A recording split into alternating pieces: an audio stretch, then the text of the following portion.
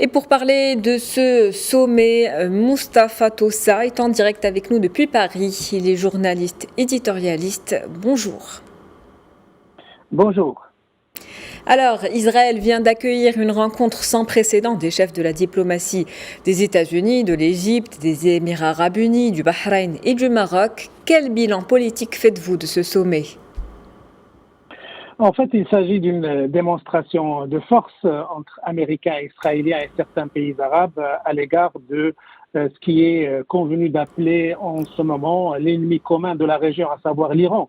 Il s'agissait d'adresser des messages de fermeté selon lesquels, même si on est sur le point de revenir à l'accord sur le nucléaire iranien, ces pays-là, l'Amérique, Israël et certains pays arabes sont prêts à riposter sur le plan diplomatique et politique à toute action de l'Iran. Donc c'est un message très fort qui a été adressé depuis le Negev aux autorités iraniennes. Et on parle en ce moment de ce qu'on peut appeler l'esprit du Negev, à savoir une alliance basée sur des bénéfices mutuels, sur une coopération et une solidarité diplomatique et militaire.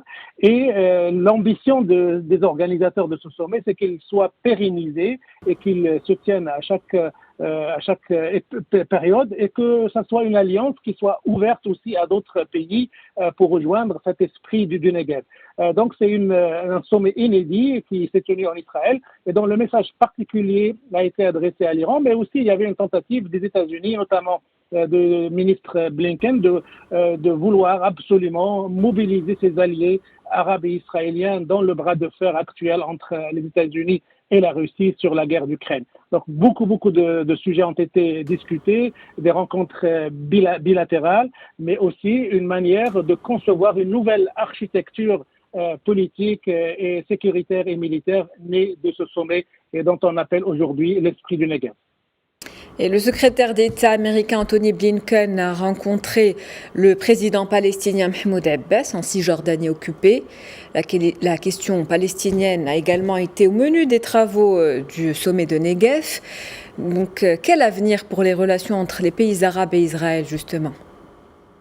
Oui, il faut dire qu'avant la tenue de ce sommet, il y avait des craintes et des réserves de la part des Palestiniens, à savoir que cette entente entre Américains, Israéliens et pays arabes puisse faire passer la question palestinienne au second plan. Mais il faut dire que Anthony Blinken a tenu à déclarer que les accords d'Abraham ne peuvent pas remplacer la recherche d'une solution politique négociée, d'un compromis politique entre Israéliens et Palestiniens, et qu'il est toujours attaché à la vision des deux États et que les Américains et leurs alliés arabes feront tout pour encourager ces négociations entre Palestiniens et Israéliens. Mais il faut dire qu'ils sont aujourd'hui au point mort et que c'est de la responsabilité des organisateurs de ce sommet de convaincre les deux parties qu'il est dans leur intérêt d'ouvrir une nouvelle page de négociation et d'aboutir à un compromis qui garantirait les droits nationaux du peuple palestinien. Anthony Blinken devra se rendre au Maroc et en Algérie. Quels sont les enjeux de la visite de Blinken au Maghreb ? Oui, c'est vrai qu'Anthony Blinken était en Israël et c'était la partie Proche-Orient de cette mission américaine. Il y aura aussi une partie maghrébine de cette mission américaine.